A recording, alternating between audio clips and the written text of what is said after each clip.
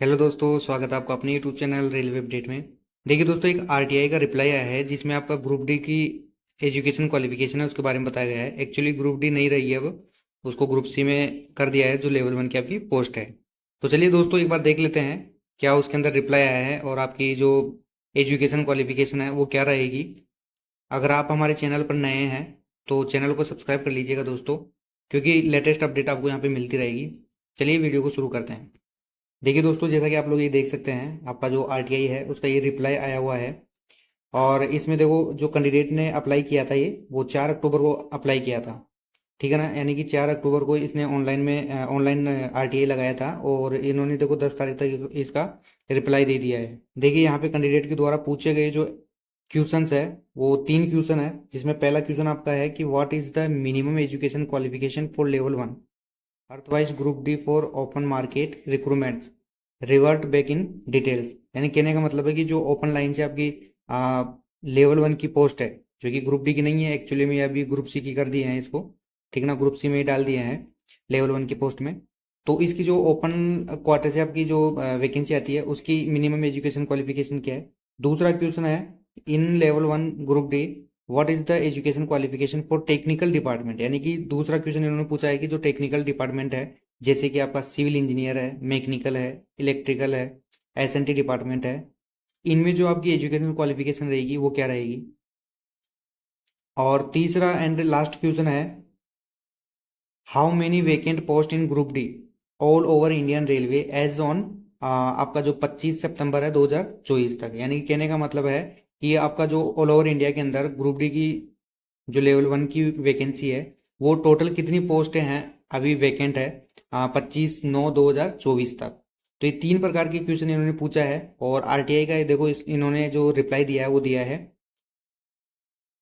तो देखिए, पहले 2 क्वेश्चनों का इन्होंने आंसर दिया है जो आपका मिनिमम एजुकेशन क्वालिफिकेशन है उसके रिगार्डिंग। वो है the minimum education qualification for all further recruitment to be notified after 15/6/2019 in level 1 of pay matrix in technical departments. यानी कहने का मतलब है कि आपका जो लेवल 1 की पोस्ट है ना टेक्निकल डिपार्टमेंट्स के अंदर, जो 15/6/2019 के बाद में जो वैकेंसी निकाली जाएगी उसकी जो एजुकेशन मिनिमम एजुकेशन क्वालिफिकेशन है वो यहाँ पे दिया हुआ है। जैसे कि आपका टेक्निकल डिपार्टमेंट में सिविल इंजीनियर हो गया, मैकेनिकल हो गया, इलेक्ट्रिकल हो गया, एसएनटी हो गया, ठीक है ना। उसके अलावा आपका कैटरिंग विंग्स ऑफ रेलवे हो गया।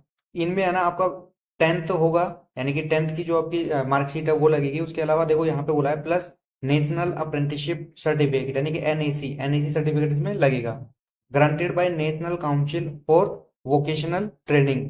यानी कि जो जिसके national council for vocational training centre के द्वारा ये जारी की गई हो, जो आपका एनएसी ये सर्टिफिकेट है ये। अगर मान लो कि ये नहीं है आपके पास तो इसके अलावा देखो यहाँ पे दिया हुआ है और, यानी कि 10th पास, और यहाँ पे दिया हुआ आपका प्लस आईटीआई, यानी कि 10th के साथ आपका क्या चाहिएगा, आईटीआई। यानी कि यहाँ पे इन्होंने साफ साफ क्लियर कर दिया है कि आपका जो ग्रुप डी यानी कि जो ग्रुप सी की वैकेंसी है लेवल 1 की जो आपकी वैकेंसी आने वाली है उसमें आपका 10th प्लस आईटीआई उसमें लगेगा। यानी कि जिनके पास आईटीआई है उनके तो मौज हो गई, अब जिनकी आईटीआई नहीं है उनका क्या होगा, तो उसका भी देखते हैं। ये तो हो गया आपके पहले 2 क्वेश्चनों का आंसर, ठीक है ना। आगे देखो, तीसरा क्वेश्चन इन्होंने जो पूछा था वो पूछा था कि how many vacant post in group D all over Indian railways as on date 25/9/2024। यानी कि 25 सितंबर 2024 तक जो है ऑल ओवर इंडिया में कितनी वैकेंसी है। तो यहाँ पे देखो इन्होंने रिप्लाई दिया है, information short is not available with RRC. यानी कि जो ये इन्फॉर्मेशन पूछी गई है इन्होंने, इनके पास ये इन्फॉर्मेशन नहीं है, ठीक है ना दोस्तों। तो यहाँ पे देखो एक कंफ्यूजन तो आप सभी का क्लियर हो गया होगा कि जो आपकी ग्रुप डी यानी कि ग्रुप सी की जो वैकेंसी आने वाली है लेवल 1 की, तो उसमें आपका 10th और आपकी आईटीआई इसमें जरूर चाहिए होगी, ठीक है ना दोस्तों।